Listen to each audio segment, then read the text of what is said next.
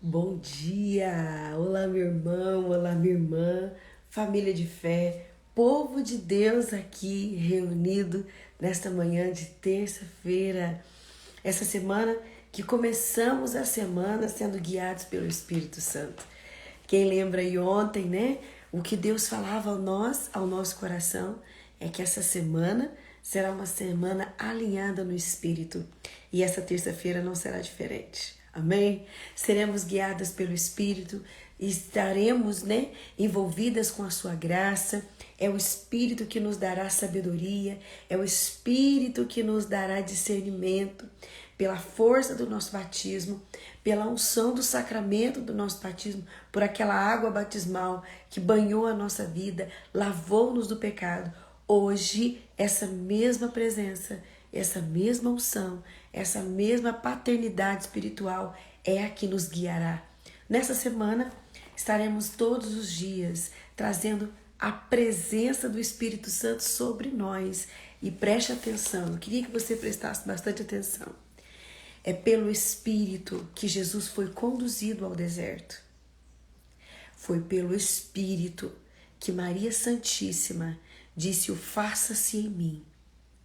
Foi pelo Espírito que José, ao ouvir do anjo que seria o esposo de Maria, o pai de Jesus, o pai adotivo de Jesus, foi pelo Espírito que ele foi, presta atenção, que ele foi até a Virgem Maria, andou com ela, esteve com ela, cuidou dela, foi pelo Espírito. E é no Espírito que os apóstolos deram uma resposta a Deus definitiva. Após 50 dias da morte e paixão de Jesus, a gente celebra Pentecostes. E depois disso, a igreja nascente. Entenda uma coisa, o Espírito nos é necessário. E esta semana é a semana em que seremos conduzidos todos os dias pelo Espírito Santo de Deus. É o Espírito que convence, é o Espírito que converte, é o Espírito que traz a experiência com Deus. Amém? Então seja uma mulher do Espírito, seja um homem do Espírito, seja uma mulher do fogo, não o fogo humano, né? Não esse fogo que o mundo prega, não essa euforia passageira que o mundo prega, mas seja uma mulher do fogo da eternidade santa. Da eternidade santa. Seja essa mulher cheia de vigor, cheia de amor, com o coração quentinho para acolher a presença de Deus. Eu ouvi um aleluia aí, gente. Nós estamos na quaresma, não pode falar aleluia, mas gente não dá. O coração da gente queima, abrasa, né? Abrasa, acelera e a gente fica a 1052 por hora, né? Glória a Deus. Seja uma mulher cheia do Espírito, seja um homem conduzido pelo Espírito, ousado, posicionado, destemido, seja uma mulher desprendida deste mundo, mas totalmente dependente da graça de Deus. Não tenha vergonha de testemunhar isso. Eu dependo da graça de Deus, eu vivo com a graça de Deus, é Deus que me conduz, é Deus que dá as palavras certas para falar com meu filho, com meu marido, com meu colega de trabalho, com meu vizinho, com a minha mãe, com meu pai. É Deus que vai abrindo os meus lábios e eu vou proclamando o fogo do Espírito que está dentro de mim. É Deus que abre os meus lábios e eu proclamo essa presença do Espírito. Amém? Amém? Oh, glória a Deus! Vamos juntos então, preparando o nosso coração. Gente, cheios de confiança, é no Espírito, não tem jeito. Se nós não formos por Ele, nós vamos nos perdendo no meio do caminho. É o Espírito que nos endireita, é o Espírito que nos forma. Com o coração cheio de esperança, com o coração assim abrasado, com o coração cheio da graça de Deus, quero convidar você a tomar o direcionamento espiritual. Pegue aí, ainda na unção da aula de ontem, né? Ontem falávamos sobre maturidade espiritual e tivemos ali três testemunhos fortíssimos, né? Na noite de ontem, e ainda estou naquela, vamos dizer assim, naquela graça que foi ouvir aqueles testemunhos, né? Ainda cheios disso, vamos dando sequência nos dias de hoje para aquilo que Deus quer fazer na nossa vida. Amém? Pega comigo, página, hoje, dia 22, terça-feira, página, a Tati tá aí. Ê, Tati, Deus abençoe, querida. Dia 22, terça-feira, a separação dos escolhidos, dos réprobos do juízo final. Vamos dar início, então. Nós estamos reunidos em nome do Pai, do Filho e do Espírito Santo. Amém. Vinde, ó Deus, em meu auxílio, socorrei-me sem demora. A vossa proteção recorremos, Santa Mãe de Deus. Não desprezeis as nossas súplicas em nossas necessidades, mas livrai-nos sempre de todos os perigos. Ó Virgem gloriosa e bendita. Amém. Jesus manso e humilde de coração, fazei do nosso coração semelhante ao vosso. Pega comigo a oração preparatória para todos os dias. Vamos rezar juntos a armadura do cristão. A cruz sagrada seja minha luz, não seja o dragão meu guia. Retira-te, Satanás, nunca me aconselhes coisas vãs. É mal que tu nos ofereces, bebe tu mesmo dos teus próprios venenos. Amém. Pegue comigo a oração ainda, oração dos santos anjos. Vamos rezá-la em preparação para a nossa meditação, página 23 do direcionamento espiritual. Em nome de Jesus, eu clamo o Senhor. Derrama o teu preciosíssimo sangue e a tua luz redentora e curadora sobre mim.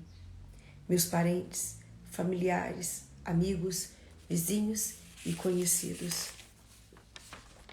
E também envia teus santos anjos para nos guardar, iluminar, reger, governar, proteger, ensinar, cuidar, curar, libertar e livrar de todos os males e perigos. Que os seus santos anjos preencham aqui todos os espaços vazios, acampem ao redor da minha casa, põe sentinelas às portas e janelas nas ruas, estradas e todos os lugares onde eu for. Eu saúdo o anjo da guarda e os santos anjos da guarda de todas as pessoas que eu encontrar hoje e que haja em meu favor. Amém. Vamos para a meditação do dia, página 353. Página 353. A separação dos escolhidos, dos réprobos no juízo final. Sairão os anjos e separarão os maus do meio dos justos. Quando todos os homens estiverem reunidos no vale de Josafá, virão os anjos separar os réprobos dos escolhidos. Estes ficarão à direita, e aqueles serão, para sua confusão, impelidos para a esquerda. Oh, que triste separação! Meu irmão, de que lado nós acharemos neste dia? À direita com os escolhidos ou à esquerda com os condenados? Se quisermos estar à direita, deixemos o caminho que conduz à esquerda. Assim que os homens tiverem ressuscitado, ser-lhes-á intimado que se dirijam todos ao vale de Josafá para serem julgados.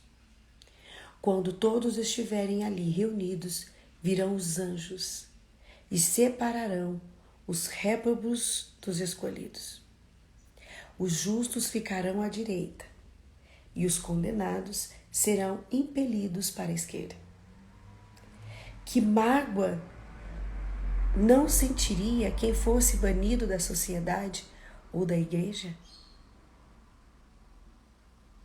Mas que dor maior não sentirá quando se vir expulso da companhia dos santos? Diz São Crisóstomo que se os réprobos não tivessem outra pena a sofrer, esta confusão já seria para eles um suplício infernal. Atualmente, no mundo, são julgados felizes os príncipes e os ricos. E são desprezados os santos que vivem na pobreza e na humildade. Os cristãos fiéis, vós que amais a Deus, não vos aflijais, porque neste mundo viveis desprezados e em tribulações. Tristia vestre, que é uma linguagem latina, né? A vossa tristeza se há de converter em alegria. Então se dirá que vós sois os verdadeiros felizes e tereis a honra de ser proclamado os cortesãos da corte de Jesus Cristo.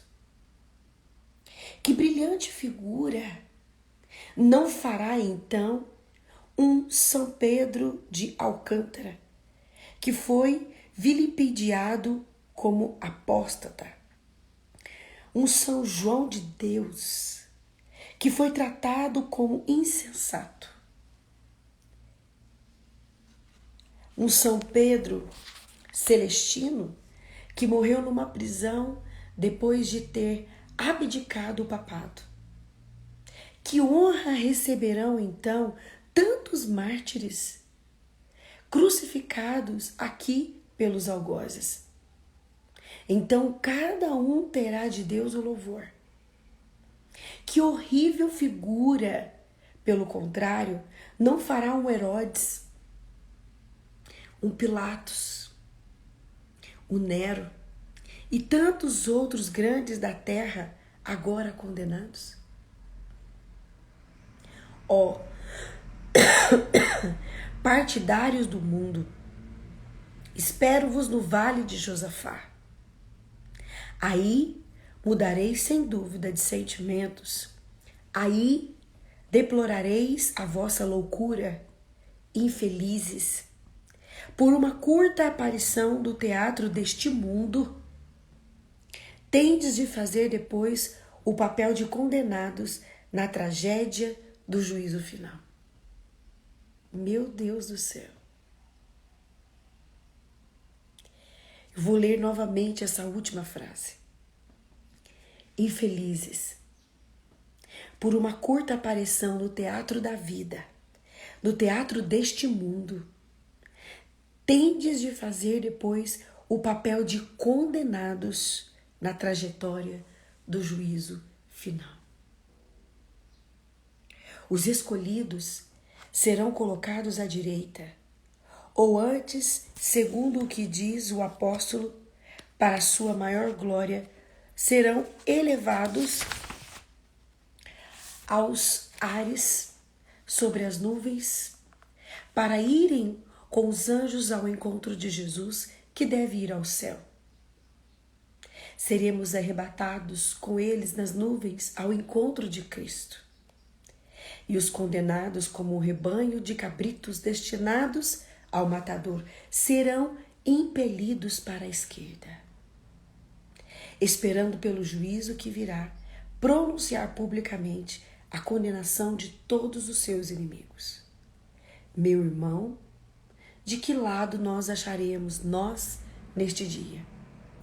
À direita com os escolhidos, ou à esquerda com os réprobos?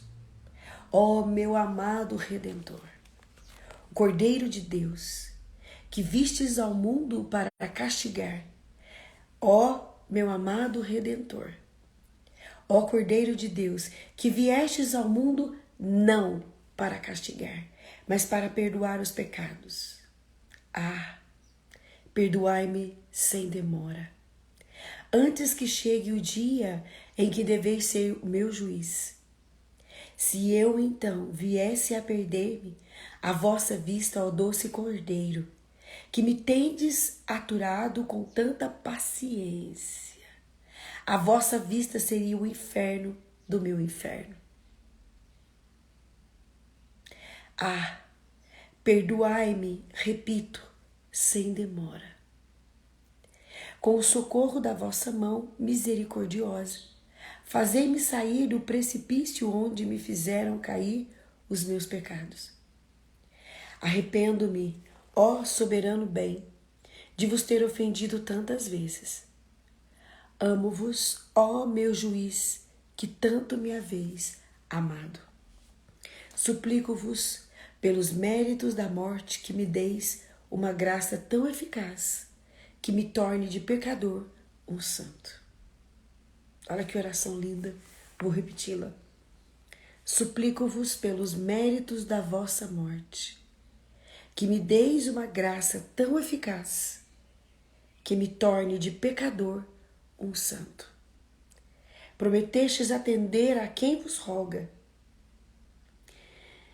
Clama por mim e eu atenderei. Não vos peço bens terrenos, peço-vos a graça, o vosso amor e nada mais. Atendei-me, ó Jesus, pelo amor que me dedicastes, morrendo por mim na cruz.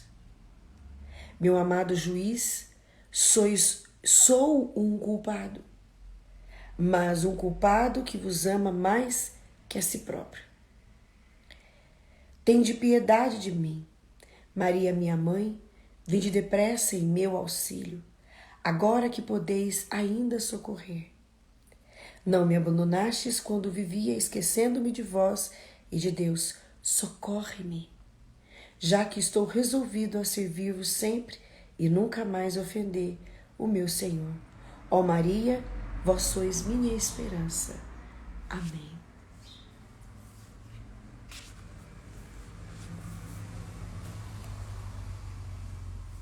Glória ao Pai, ao Filho e ao Espírito Santo, como era no princípio, agora e sempre. Amém. Jesus manso e humilde de coração, fazei do nosso coração semelhante ao vosso.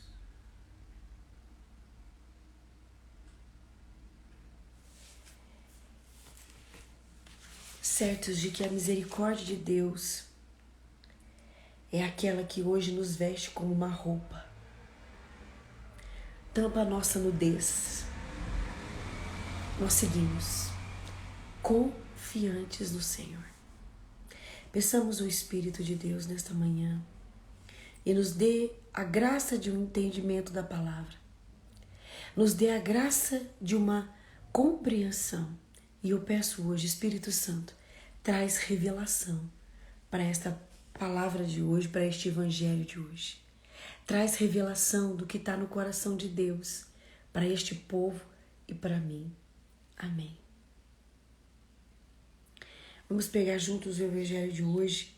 Está em Mateus, capítulo 18, dos versículos de 21 a 35. Pega a sua Bíblia.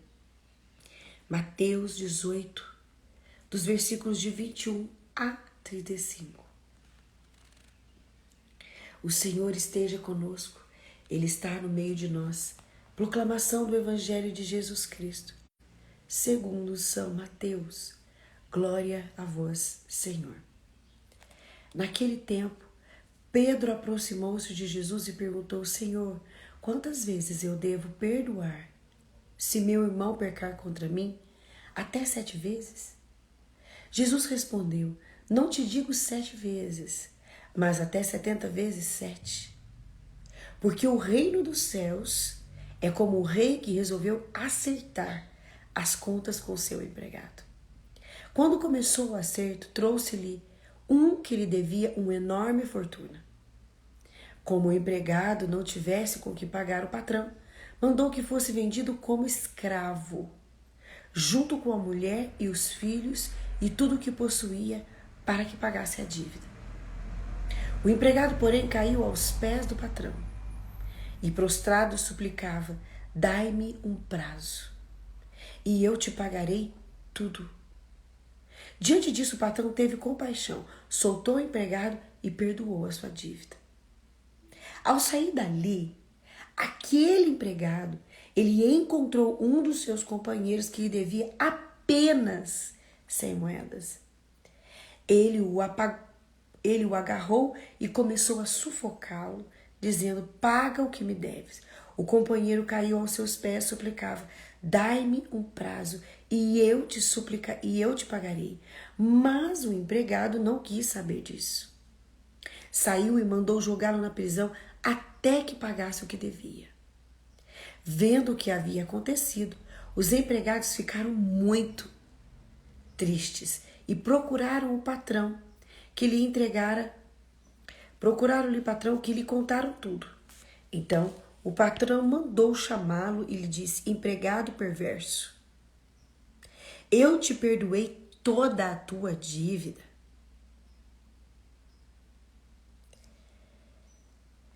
Porque tu me suplicastes, não devias tu também ter compaixão do teu companheiro, como eu tive compaixão de ti? O patrão indignou-se e mandou entregar aquele empregado aos torturadores, até que pagasse toda a dívida. E é assim que o meu Pai, que está no céu, fará convosco, se cada um não perdoar de coração o seu irmão. Palavra da salvação. Glória a vós, Senhor. O evangelho de hoje, então, vem falar para nós de relacionamento com Deus. Veja, nós estamos dentro da liturgia quaresmal. E a liturgia da quaresma, ela vai nos remeter aos 3 pilares deste tempo, que são os 3 pilares fortíssimos, que são as 3 potências para se viver bem uma quaresma. A oração, a penitência e o jejum, a caridade, né? Presta atenção, aqui está falando do perdão, que é a reconciliação com Deus, a reconciliação com vós. O evangelho começa assim. Pedro começa num diálogo com Jesus. Jesus, quantas vezes eu devo perdoar o meu irmão? 7 vezes? Aqui, São Pedro, ele está remetendo aquele ato que aconteceu no livro de Gênesis, no início de Gênesis, Gênesis 4, quando Caim mata Abel. Ali, após a morte, quando Deus, o Todo-Poderoso, encontra então com Caim e pergunta para ele: cadê o teu irmão? E Caim então fala: eu matei o meu irmão. Ele fala: eu matei ele. E ali então, Deus, o Todo-Poderoso, o Deus Altíssimo, Soberano, ele lança sobre Caim uma maldição. Ali ele fala para ele: até 7 gerações, até 7 gerações, vocês vão experimentar o assassinato. Então, todas as gerações teve tragédia. Todas as gerações, durante 7, teve então esses fatos trágicos. Quando Pedro então fala desses 7 vezes, ele está falando referente àquele número que o próprio Deus deu a Caim, dizendo: depois que esse 7 se cumprir, vai dar tudo certo. Já vai ter, a tua dívida vai ter sido paga, vamos dizer assim. Só que Jesus traz para Pedro uma visão atual, que é a visão da misericórdia. Pedro, então, ele experimenta, ouvindo Jesus, que o perdão não está condicionado a número. O perdão está condicionado a quantas vezes for preciso. E que assim como Deus nos trata, nós devemos tratar o outro. Assim como Deus olha para nós e perdoa as nossas pisadas de bola diária, nós devemos entender que somos convidados a perdoar. E aqui, São Pedro, né? Ele faz essa pergunta, ele lança essa pergunta para Jesus, e Jesus diz, trazendo para ele uma parábola. E ele traz uma parábola de quê?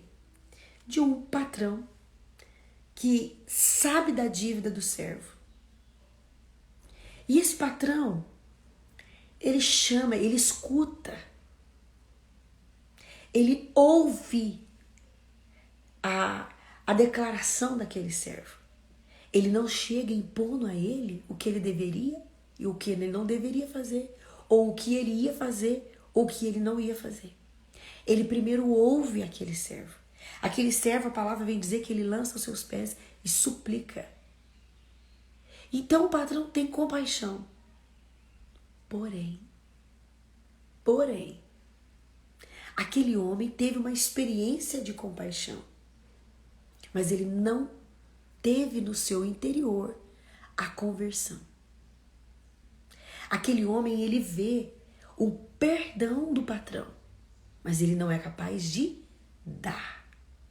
E assim é a nossa condição, muitas das vezes, atual. Nós falamos de perdão, mas nós não queremos viver o perdão.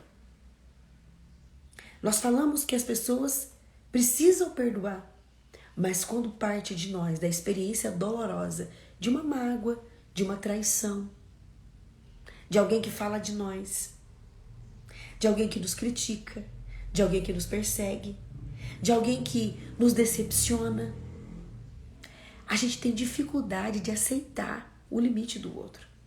O patrão aceita o limite daquele homem. O patrão, então, ele tolera aquele servo que não tem condições de pagar as suas dívidas. Mas veja que aquele servo não é semelhante ao seu patrão. Isso envolve muito, gente, o nosso relacionamento com Deus. Da mesma forma que eu me relaciono com Deus, eu vou relacionando com os outros. Sabe aquela forma egoísta? Eu quero o perdão de Deus, mas eu não perdoo. Eu sou egoísta. Isso é um sinal de quem é egoísta, de quem está voltado para si, de quem só quer as coisas assim. Então, é sofrido, é doído quando alguém me decepciona. Mas eu não decepciono ninguém. Será que eu sou tão boa assim que eu não decepciono ninguém? Outro dia me perguntaram sobre essa questão de traição, né? Se a gente deve perdoar, como que funciona isso? Como que é essa questão até mesmo da traição dentro do matrimônio? Veja que o namoro, quando nós namoramos, é um período para a gente conhecer a pessoa. Hoje, claro que o namoro está muito diferente do que é o namoro real. Hoje o namoro se vive outras coisas, mas não se vive o que é próprio do namoro.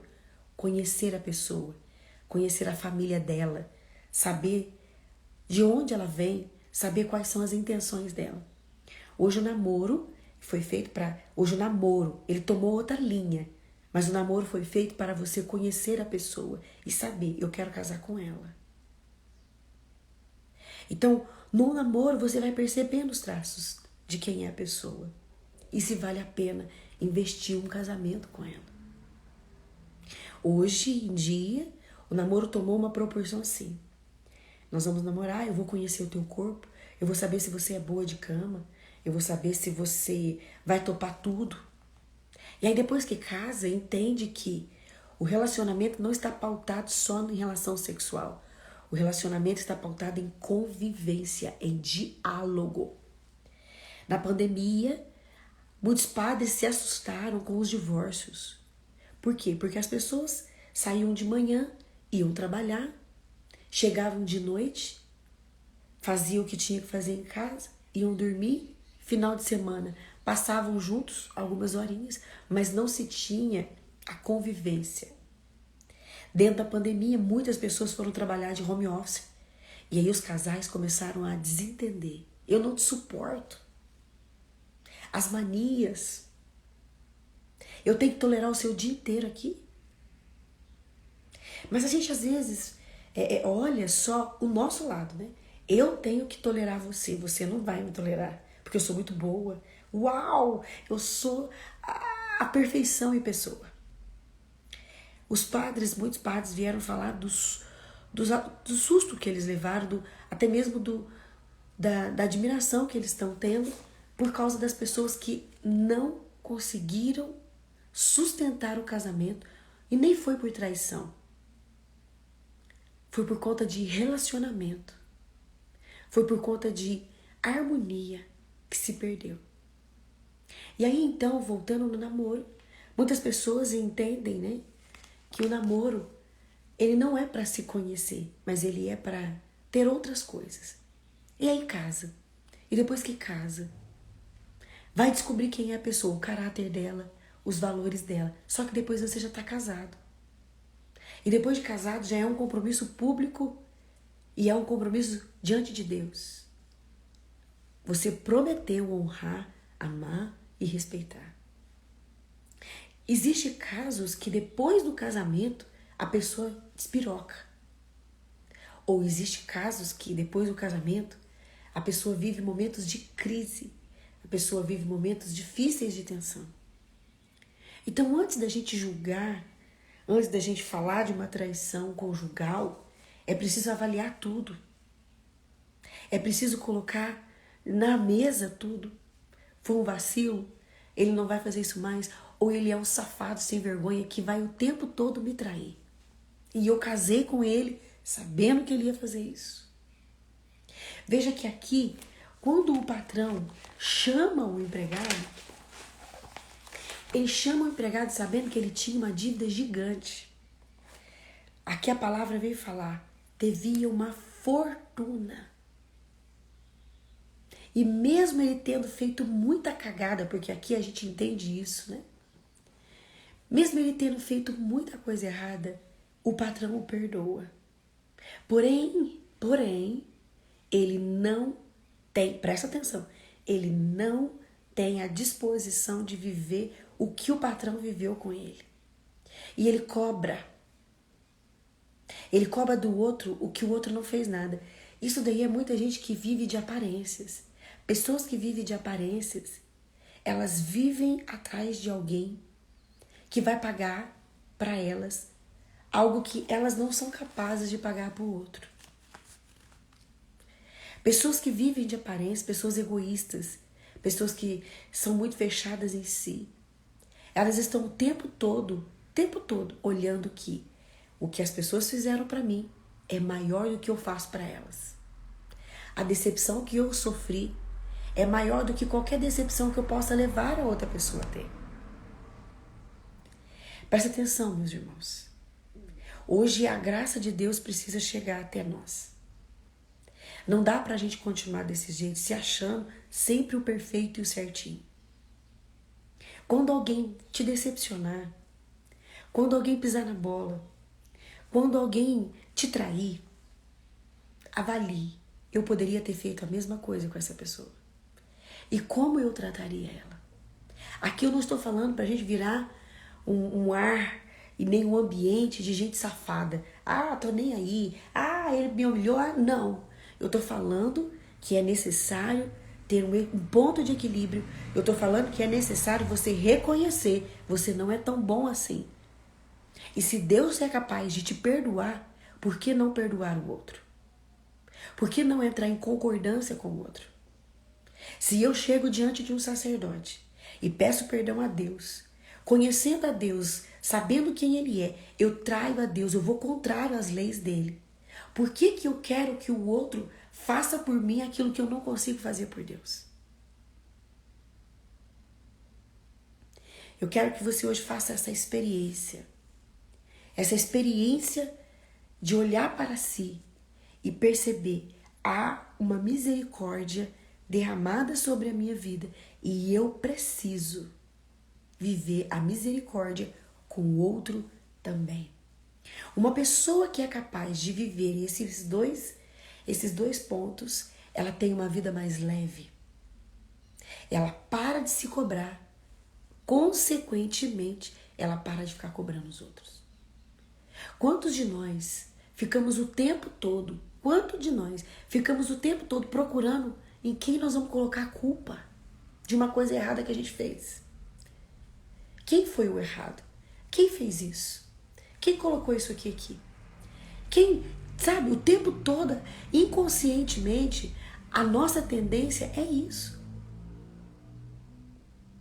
Eu vi aqui, a Tati está perguntando, Dan, mas eu posso escolher de não conviver com a pessoa? Claro que pode. Claro que pode. E existe casos, Tati. E existe casos que realmente não dá para conviver. Mas você precisa liberar da tua vida. Porque presta atenção, quando você traz mágoa de alguém e você não convive com a pessoa, mas a pessoa está dentro de você. Aquela pessoa fez isso comigo. Aquela pessoa aquela pessoa me feriu profundamente, me humilhou. Aquela pessoa na minha infância fez isso comigo. Eu passei por isso. Veja, às vezes a pessoa mora em outro país, mas você tá com ela ali, ó, do teu lado, o tempo inteiro, martelando aquela mágoa. Cara, você precisa deixar a pessoa ir embora. E quando aquela lembrança, aquela má lembrança vier na tua mente, você precisa falar assim, aquilo aconteceu lá atrás. Hoje isso não acontece mais. Aquela pessoa, ela existiu na minha vida naquele momento mal. Aquela pessoa esteve junto comigo no momento mal, mas hoje ela vive a vida dela, eu vivo a vida minha e ponto final, acabou. O teu pensamento já precisa estar em outra coisa. A tua cabeça já precisa estar em outra coisa. Isso é enfraquecer a mágoa. Isso é decisão de perdão. Isso é decisão de quem quer andar para frente. Eu acredito que todos nós aqui sofremos bullying na escola. Todos nós fomos humilhados em determinado momento. A professora chamou a gente na frente. A mãe teve um processo, uma situação ali em que o outro irmão foi melhor que nós. Passou por uma situação em que a gente se sentiu assim, vamos dizer assim, prejudicado. Eu fui traída por namorado. Eu fui passada para trás. Isso tudo já aconteceu, mas isso ficou. E isso não determina quem eu sou hoje. O patrão está dizendo isso. Uma pessoa devia para ele e ele disse assim, você precisa recomeçar a tua vida. E aquele patrão deu uma chance para aquele homem recomeçar a vida dele. Porém, ele não teve recomeço. Ele ficou parado. E ao ficar parado, ele condenou aquele que devia 100. Quando nós ficamos parados em mágoas, quando nós ficamos parados em ressentimento, a gente não recomeça nada. A gente não recomeça nada. Nós precisamos deixar as pessoas ir embora. Vai com Deus. E não é ir com Deus fisicamente, não. É ir com Deus afetivamente. Deixa as pessoas ir embora. Você vai ter uma vida mais leve. O teu coração vai ser mais leve. Eu sugiro para vocês, para a gente poder já ir encerrando, eu sugiro para vocês verem um filme de uma mulher que me ensina muito sobre isso. Santa Baquita. Quem ainda não assistiu, procure assistir. É um filme longo, mas vale a pena assistir. Este filme ajuda muita gente a entender o que é ser livre. Livre de mágoas. Livres em perdoar as pessoas. Assistam Santa Baquita. Peçam a graça de Deus de assistir esse filme com uma visão aberta para que Deus também use da vida dessa santa para curar o teu coração. Amém? Quem puder, assista este filme, Santa Baquita. Vou encerrando por aqui, desejando a todos vocês um santo e abençoado dia. Que a graça de Deus esteja conduzindo o coração de vocês. Que vocês sejam pessoas em Deus. Que vocês estejam hoje determinados a deixar as pessoas irem. Anne, Santa Baquita, é só o nome, é isso, Santa Baquita. Se você procurar, você vai achar. Só tem esse. Assista. Prepara o seu coração para você ver uma pessoa marcada,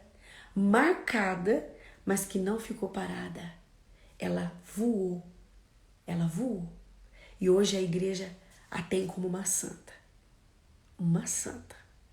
Então, assistam. Depois vocês podem me mandar partilha, né, do que vocês acharam deste filme. Santa Baquita. Um beijo no coração de vocês. Que Deus abençoe. Tenham um dia com Jesus, Maria e José.